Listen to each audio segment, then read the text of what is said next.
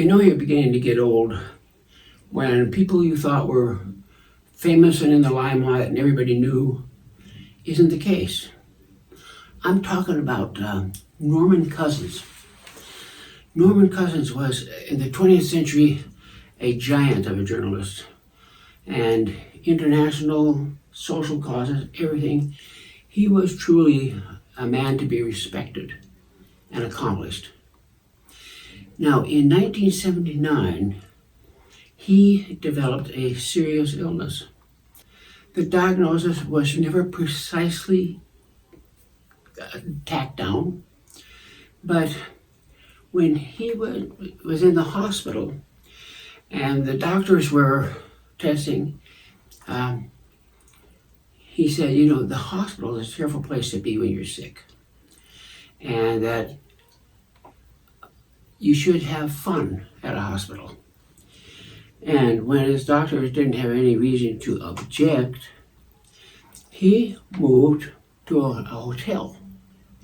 And then he brought in movies that were popular in his day, which goes back to Groucho Marx, because he made this hypothesis.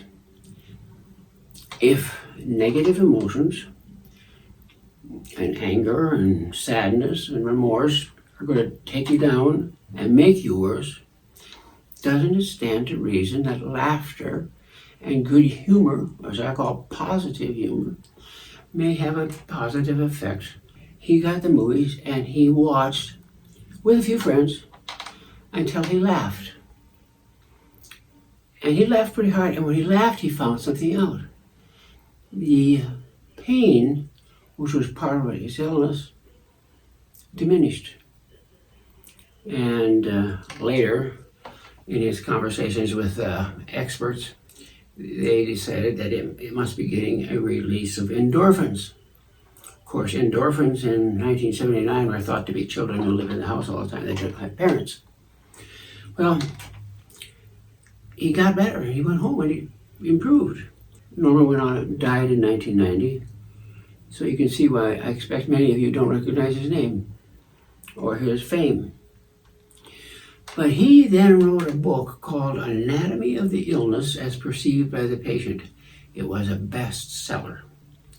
And I was thinking in those terms because I had started my humor work. I presented on humor throughout the United States and a couple of times in Europe on the positive use of humor in illness. And I wrote a book called A Laughing Place.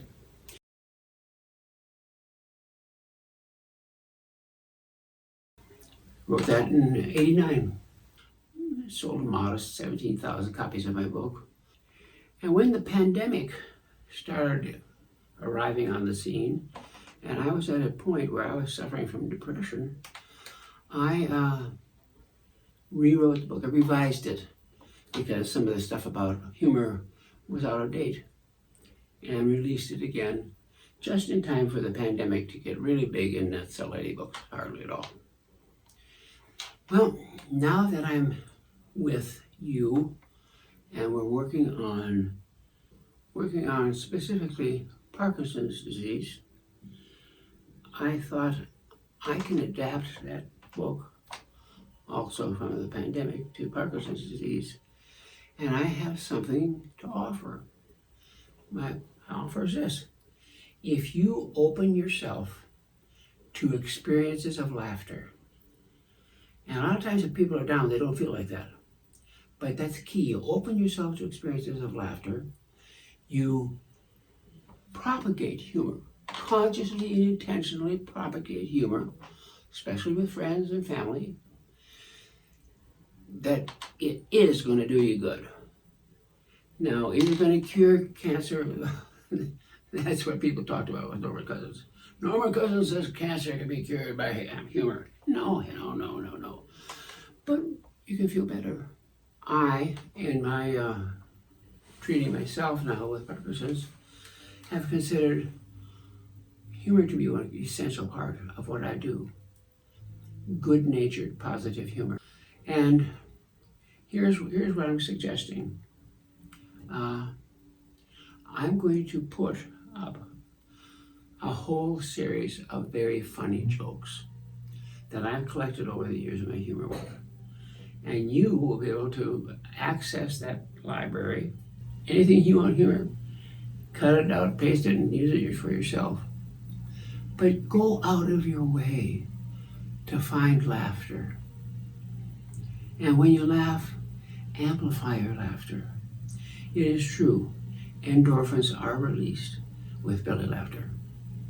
So the little it's a ho ho ho ho, a good laugh. That is going to make a positive influence upon the outcome of your Parkinson's. And the people around you, they're going to be joyful beyond belief to hear you laughing. And when you're laughing and they are laughing, you're both laughing. Now, how do you quantify this? Nobody knows. We're talking about wisdom, not computer science. I believe that people who appreciate humor will live longer and live better. I will also set up a library of movies that I think are particularly funny, or TV that's really funny. My favorite right now is on YouTube. It's about animals, and it's just videos of animals doing fun things. I laugh a lot.